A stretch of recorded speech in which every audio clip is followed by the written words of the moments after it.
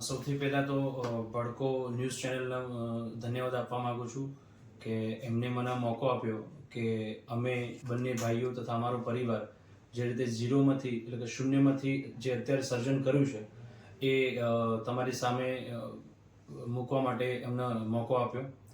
સૌથી પહેલાં તો મારા ફાધર રમેશજી મફતજી ઠાકોર જે હાંસલપુર ગામના વતની હતા અને એક પ્રાઇવેટ કંપનીમાં જોબ કરતા હતા.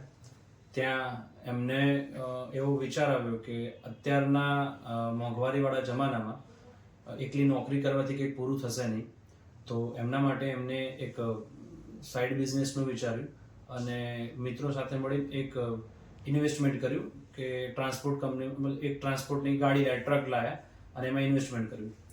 દિવસો જતા ગયા અને એવો અમે બંને ભાઈઓ મોટા થયા. પછી સૌથી પહેલાં મારા મોટા ભાઈ જયેશભાઈએ આ ધંધાની અંદર આગળ આવ્યા, એમનો અભ્યાસ પૂર્ણ કર્યો, જે ગ્રેજ્યુએશન પૂરું કરીને સૌથી પહેલાં એમને જોઈન કર્યો બિઝનેસ.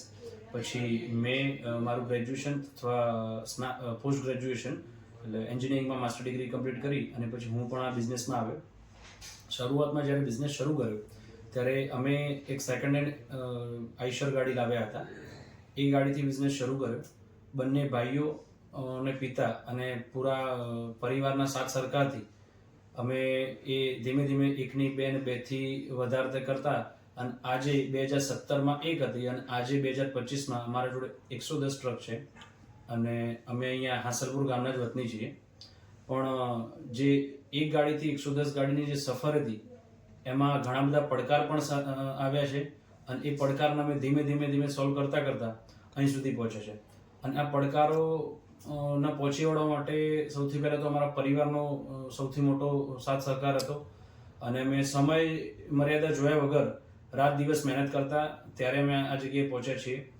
એ સિવાય આ જગ્યાએ પહોંચવામાં બીજો સૌથી મોટો વાત અમારા સ્ટાફનો હતો કે અમારો સ્ટાફ, અમારા ડ્રાઈવરો, અમારા બીજા અન્ય પરિવારનો સાથ સહકાર મળ્યો એટલે અમે આ મુકામે પહોંચ્યા છે.